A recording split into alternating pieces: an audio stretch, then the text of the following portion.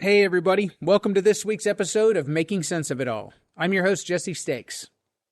I think most of you are probably like me when it comes to the topic of estate planning. It conjures up thoughts of working with an attorney to set up a will, healthcare directives, or other legal documents that we must have in place at the end of our life to ensure that our family knows how we want our affairs to be handled and whom we want our possessions and valuables to be given. My guest this week would categorize these things as fundamental concerns. But what about the sentimental and practical concerns that our family and loved ones also need answers to? These things can range from simple requests, such as the location of items, names of people that were important to us in our life, or plans that we've had. Complex requests could be something like preserving a favorite family story, or saying goodbye on our own terms. My guest this week is Kristy Dunn. Kristy is the CEO of Peace of Mind Estate Organization, Inc., or known short as POM. They complement the work estate planning and healthcare professionals do in servicing their clients' needs. Their sole focus is to facilitate the exchange of information from their clients to their surviving loved ones that they leave behind. As I say in the conversation with Kristy, the end of our life is no one's favorite topic to discuss, but providing our loved ones with more of us after we're gone is a pretty amazing gift to be able to give. Let's jump into it.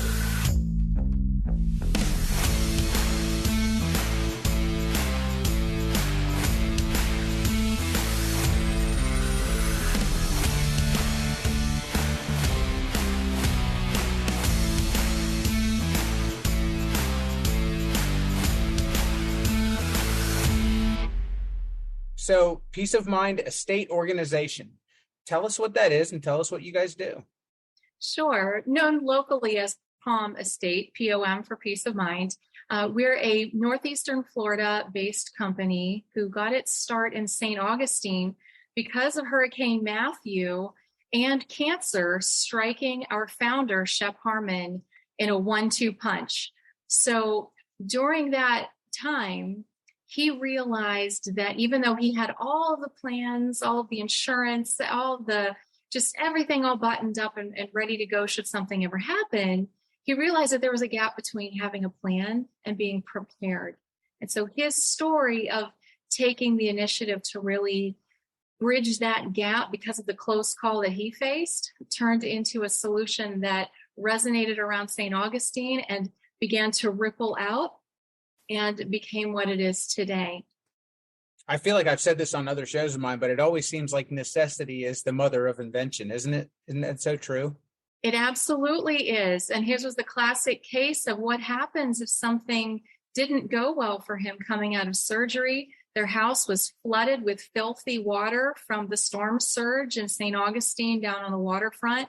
His wife was left with saturated, muddy documents, a computer and cloud drive that were underwater. She couldn't get to it. They couldn't even find his updated advance directive if something happened to him during surgery. So it was really an aha moment. And I'm so glad he made it through okay. And the situation turned into a solution that is now ready to help the country, if not the world. And so what did he do prior to that? Like prior to rolling out POM, what was his day job? He had actually retired early from being a very successful investment professional. He raised capital for offshore drilling and speculation off the Gulf Coast and worked with a firm that at the time was in the millions in terms of assets under management when he started. And by the time he retired pretty young, they were at 2.1 billion AUM. So he had done very, very well for himself as a self-made man, just coming out of the military as a Vietnam veteran and made a name for himself. And it turns out years later that another gentleman who had worked for the same investment firm, he was an NYU educated lawyer, very successful gentleman. He would come on as the lead investor into the Peace of Mind Estate Organization. So they worked very successfully for years in one organization, and now here they are again. Very cool. And so, Kristy, what inspired you to join the organization as the CEO? It's such an exciting opportunity to make a difference while making a living. I always said in my life that the gift of being able to make it this far, because I had to overcome some health challenges and some serious setbacks along the way. And I always felt like if I could ever get this far in life, I didn't want to just go chase money and make a living. I really wanted to make a life and make an impact. So with something like this, I'm not only working from home as a mom who loves my kids and having a great time living the remote life, but I'm also able to make a massive impact on families who are trying to bridge the gap between having a plan and really being prepared, because it's the practical, it's the sentimental, it's the little things that probate doesn't care about necessarily. I'm not an attorney, but it's the things that the lawyers and the courts and the licensed financial professionals don't cover that fall on the shoulders of family members, the surviving family members and the estate executors and the loved ones left. All those little details and questions and stories and legacy and sentimental pieces of the puzzle that really make a difference, and you don't even know how much they matter unless you can't get to them. So for me, it really just, it warms my heart, and it just makes it a really fun way to work very hard, but to do it for a great cause that I really believe in. That's really wonderful. And I know you kind of said it kind of falls in between estate planning and kind of the bottom half of that. But what does that mean? Like, so if, for me, let's say for me and my family, I said, okay, I see a gap there. I know I have a lot of stuff that, like you said, sentimental stuff or things that mean something to me, and they may mean something to my family. How are you guys helping organize that? How are you guys helping people categorize it and set it up to where the family doesn't have such a difficult time in the aftermath of a passing? Yes. Well, Palm Estate is actually 5 years old this year, and the user feedback and client research we've done indicates that actually 52% of the information needs of surviving family members fall under the practical and the sentimental categories. So if you take a pizza, slice it into 4 slices, 4 quadrants. There's the legal quadrant, of course, and that preempts everything else. And then we have the financial quadrant. We talk about life insurance and taxes and all of the licensed financial professionals that come into play depending on the complexity of the estate. So there's half of the pizza. We've got legal and financial. The expensive part of the pizza. And extremely important, but they love us. And I'll tell you, lawyers and licensed financial professionals across the disciplines love us as an adjunct, as a complement to what they do, because we take the other half of the pizza that basically enhances their efficiencies, helps them to anticipate things that become problems for their clients later because they're outside of their scope. They don't handle it, and it's no one else's job. So if you think about it, the other 2 slices of the pizza, the practical and the sentimental, and those 2 I'll define here briefly for you. Sure. Practical are the things like, where did dad hide the keys to the safety deposit box? Where did mom say that who did mom want the wedding dress to go to? Because if you think about it, there's a lot of little things that matter a lot to family members, but they don't necessarily get onto the radar of an estate sale or probate. They may not make it into a will.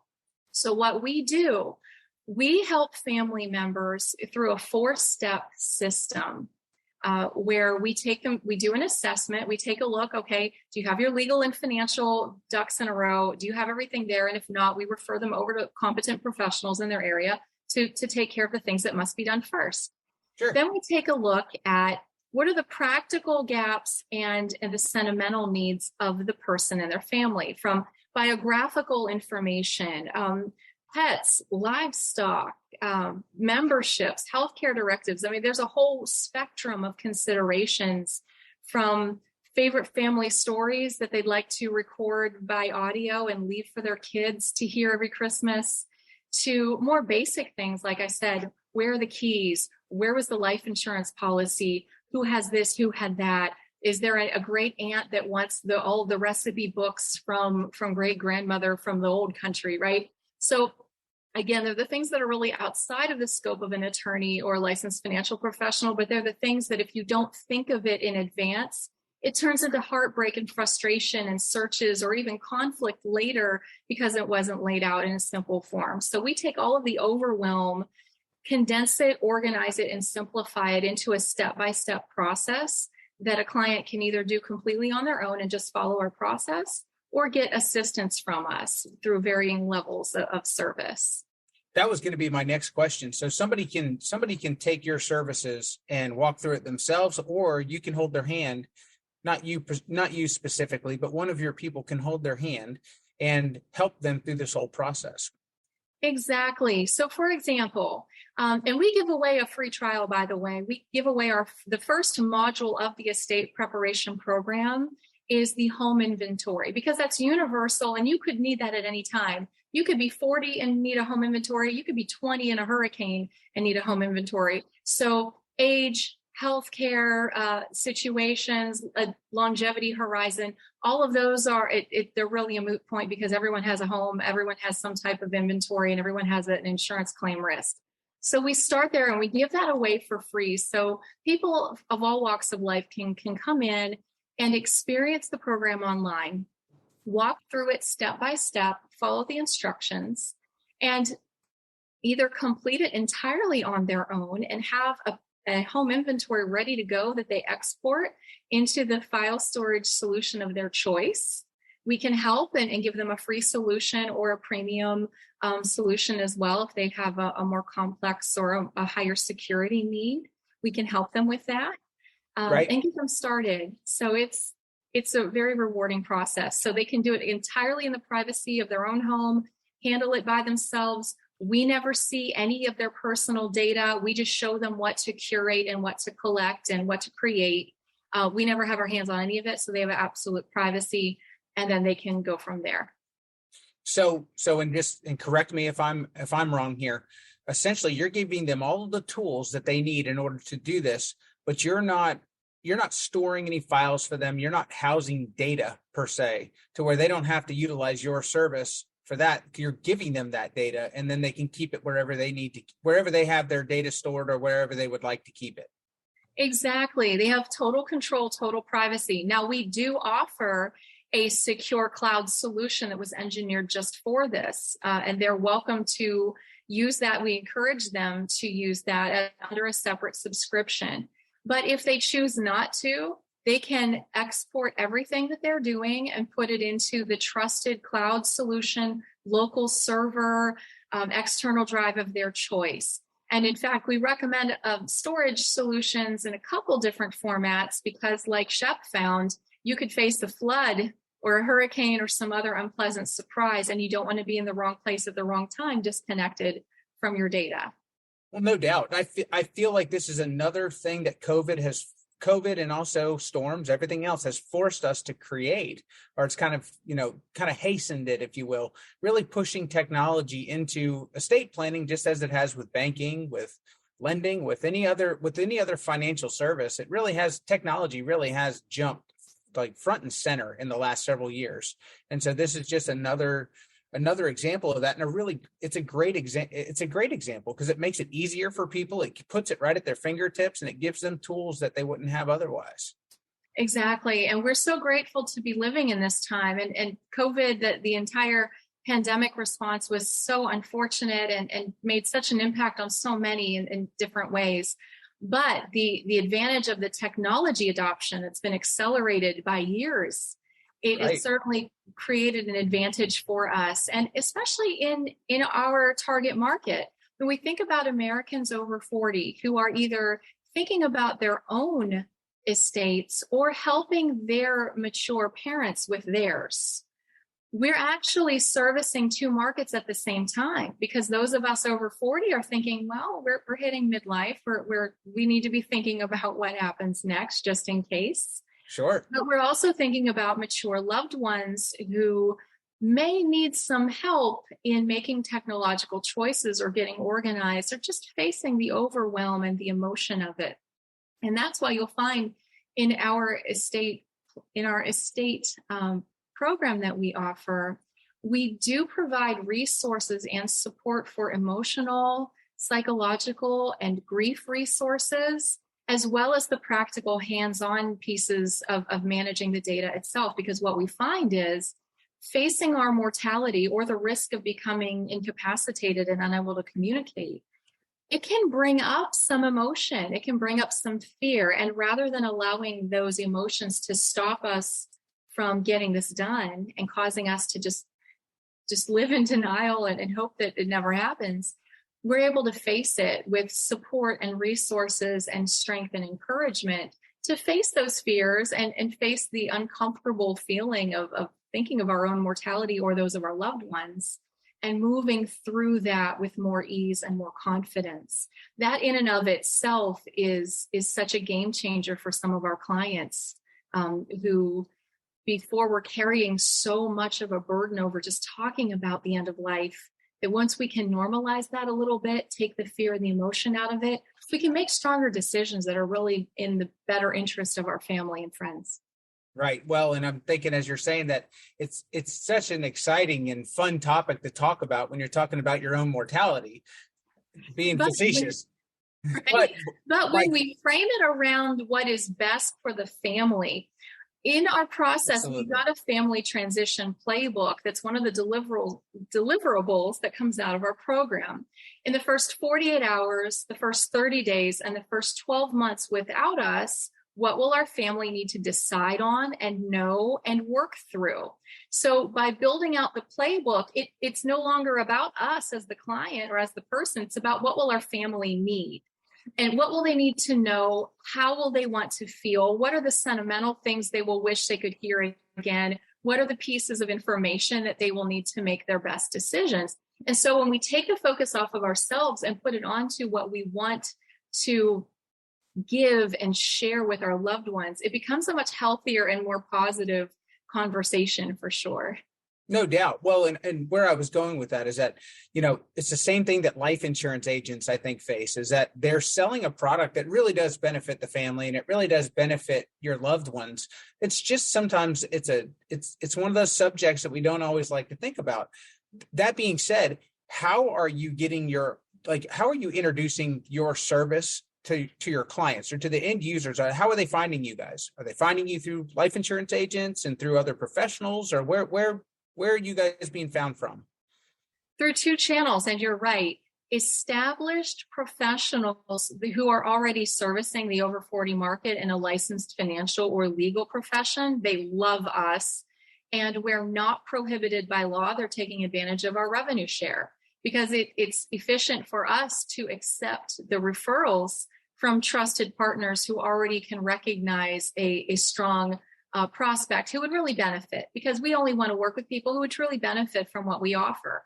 Now, on the flip side of that, word of mouth and some just very local soft launch work that we've been doing lately in northeastern Florida, it just has caught like wildfire, and people are sharing with each other, recommending the free trial, and getting people on board by experiencing us. Because for us, we feel that as a smaller organization, we do not prefer to rush onto the scene with megaphones and shouting radio ads and being very noisy, but rather work relationship by relationship, ensuring that the program we've built is truly on point and meeting the needs of our clientele, and then growing organically. And then we are recruiting more estate preparation consultants across the country who want to work remotely like I do, to help service the needs of the people who prefer to have some one-on-one attention and guidance and support moving through the preparation process. I think that's amazing. And I think it's a wonderful service. Kristy, we talked about how you got started with this, but tell me about your career. Where'd you start? How'd you, I'm sure that, Kristy as a child wasn't thinking that you were going to be in estate planning. So what did you want to do when you grew up? Oh, I grew up on a horse farm. My father, he has passed, but he was a farrier for 40 years. He made horseshoes by hand and was very well known in the Pennsylvania area for being an outstanding farrier. And he always said, Chris, whatever you're going to do, find something that you're good at that not very many other people can do. And so he knew way back when when we talk about in digital marketing about having a niche or a niche, depending on your accent, he knew way back when, and people loved him and respected him for his work and the quality of work that he did. So growing up on a horse farm, my mother ran the farm. We had 50 head of horses at any given point. I was working, of course, hay season, cleaning stalls, doing all that. I was competing on the horses. So I had always been working all the way up through, and I was in sports and clubs and everything in high school. So by the time I went to college, I was working my way through college and already in retail. I was one of the youngest branch managers for the bank that I went into after working in a big box retail store. So banking found me first. Okay. And I loved it. I did very well with it. By my mid-20s, I was a regional manager of learning and development for a Fortune 100 company. My territory was the Southeastern United States. It was 100% travel, and my peer managers were in their 40s. And when I was in my 20s, I was a real go-getter. I loved it. Wanted to have a family, though, and I knew I didn't want to be on the road with leaving kids at home. My mom had been home with me, and I wanted to do the same. So I backed off of that and decided to be a mom. And I'll tell you, the fun thing was I was learning about working remotely and working from home way before COVID. And so I kind of chuckled during COVID when everyone else was realizing how hard it is to have kids at home while you're working, or how hard it is to stay connected and so on. I had learned those lessons in 2010, 2011, 2012, and going forward. So I've been able to help and mentor a lot of people along the way. So in the spirit of staying location independent and keeping my time autonomy, instead of going back into salaried management, I figured out that I could leverage my sales management background and go into marketing, writing sales copy, building websites. And over time, I had worked my way up to becoming a fractional CMO. Okay. So it was a lot of fun. So when I had encountered... So for the benefit of my audience, people who don't know what a fractional CMO, what is that?